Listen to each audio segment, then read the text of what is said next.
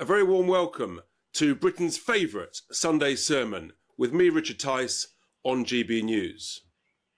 Amongst the many challenges we face in the UK and indeed in the Western world, I believe that the two most significant looking forwards is mass migration and the obsession with net zero. And I've got to let you know an experience I had this week. After I presented Nigel's show on Wednesday, I semi-gate crashed a smart, posh dinner in a London hotel about net zero. Now, this dinner was held under what they call Chatham House rules, so I can talk about what was said, but I'm not allowed to say who was there. But I can give you a few clues. It was full of lords, MPs, very successful business people, and some of the biggest, most influential lobbyists, about 50 people in this room. I didn't actually have a proper place myself.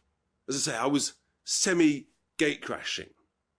But I listened with increasing astonishment and horror at what was said by the various speakers.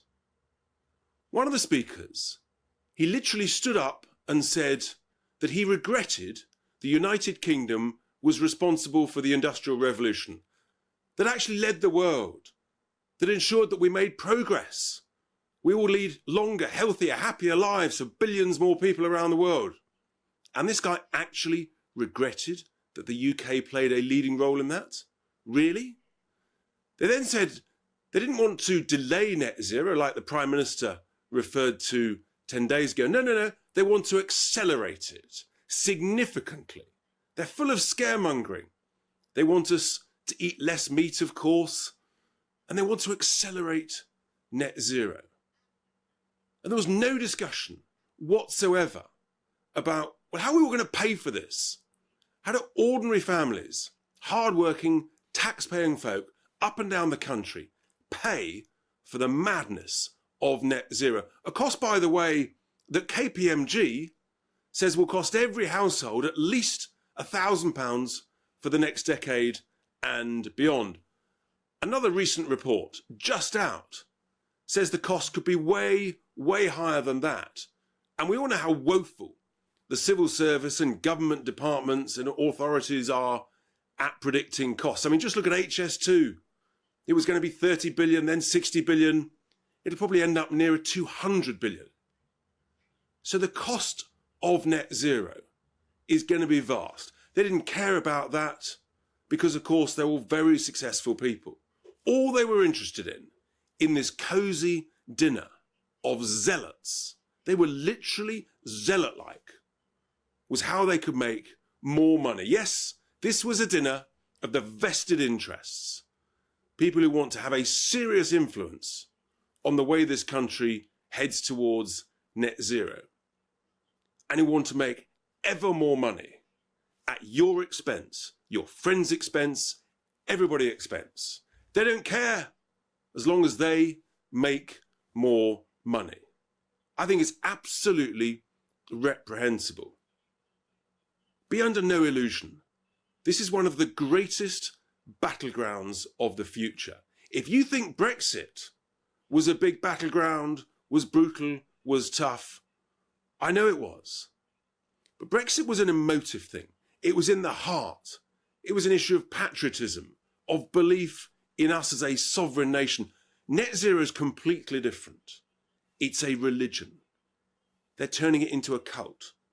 These people at this dinner, they were zealot-like in their obsession to advance net zero. This is what we're up against. I think these people are some of the most dangerous people that are trying to influence what is going on in our country. I'm absolutely determined to be at the forefront of this battle against the madness of net zero. They didn't care. In fact, they were quite happy if we import oil and gas from elsewhere in the world, as long as we don't use our own oil and gas.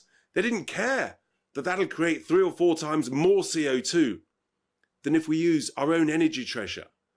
They don't care that thousands of steel jobs are being slain on the altar of net zero. They don't care that hundreds of thousands of automotive jobs are going to be slain on the altar of net zero. They bang on about green jobs. Really? Well, let's just look at the green jobs that supposedly is the great opportunity, shall we? The Office for National Statistics 2022 says that green jobs represent less than 1 in 100, less than 1%. So we've heard all this good stuff about green jobs. It's a nonsense. It's a fraud. It's a fake. The green economy, according to the ONS, is less than 2% of our GDP. Hang on, you say, what about all these offshore wind turbines we hear are the great, nirvana that we should be excited about? Yes, but who owns those wind farms? Over 80% of all the offshore wind farms are foreign owned. Many of them are built by foreign firms, overseas owners of the ships that service them. So a lot of these jobs, they're not British jobs. And meanwhile, tens of billions of subsidies goes to these renewables. Just remember, at this dinner of these zealots, they were absolutely obsessed with the idea that we were going to be world leaders. Yeah, we were a world leader in the Industrial Revolution. And much of the world is very grateful for that, but not these zealots. No. They want us to be a world leader in net zero, and that other countries will then follow us and respect us and admire us. Let me tell you, nations like India, like China, they're not respecting us for the fact that we've legally committed to net zero. They are laughing at our naive stupidity. As they build not 10, not 50, but 300 coal-fired power stations this year alone in order to produce cheap electricity, to create solar panels and manufacture wind turbines to sell to us so that we have the most electricity, the most expensive electricity. Why? Because it's not a coincidence. As the percentage of renewables that forms part of our electricity generation in the UK, also we've now got the most expensive electricity.